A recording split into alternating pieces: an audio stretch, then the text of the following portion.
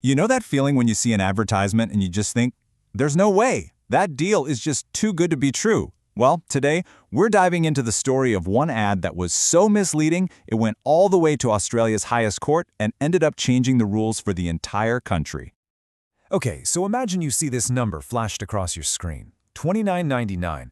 Now what if I told you that was the price for unlimited broadband for the entire month? Sounds like an absolute steal, right? You'd probably be thinking, all right, where do I sign up?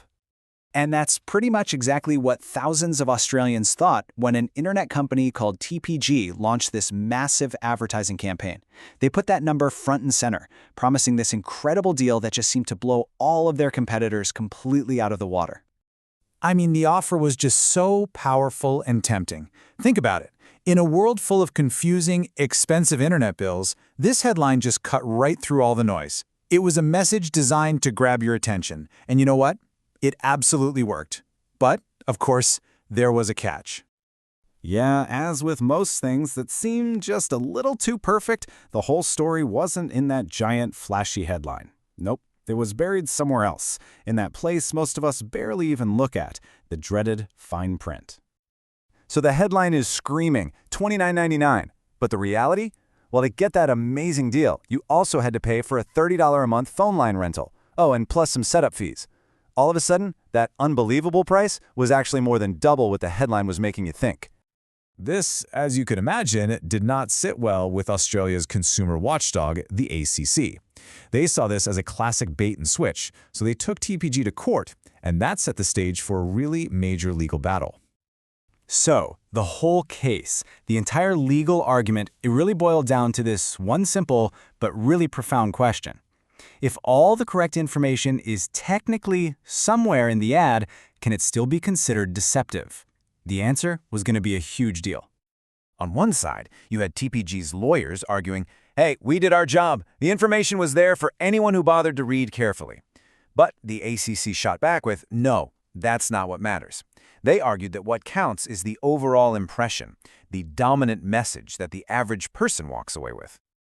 So, after years of legal fights, the High Court of Australia finally delivered its verdict. And in doing so, it created a powerful new standard for what truth in advertising really means. They sided with the ACC, and they established what we now call the dominant message rule. What this means in plain English is that the law doesn't care what a lawyer with a magnifying glass can find. It cares about the big, bold takeaway that a typical busy person gets from just a quick glance at an ad. And here it is, the single most powerful line from that judgment. Fine print cannot cure a plainly misleading headline.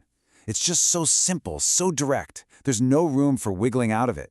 You can't use tiny text to unsay the giant promise you just made. So this basically created a simple three-step test for any ad. First, what's the main idea here? What's the big takeaway? Second, is that main idea likely to mislead someone? And third, if it is, hiding the truth in the fine print doesn't fix the problem. Okay, so a big company lost a court case years ago. Why is this important for you, right now? Well, because the protections that came out of this case, they affect almost every single commercial you see, every banner ad you scroll past, every catalog you flip through. What this ruling really means is that advertisers are now responsible for that first impression they create. They just can't bury mandatory costs or crucial conditions way down in the fine print. The law is specifically designed to protect ordinary people, not just legal experts who read every single word. This case, it really armed you, the consumer, with a powerful shield against deceptive advertising. So I'll leave you with this question. Now that you know what to look for, what's the last ad you saw where the headline seemed to be telling you one story, but the details told you something completely different? Think about it.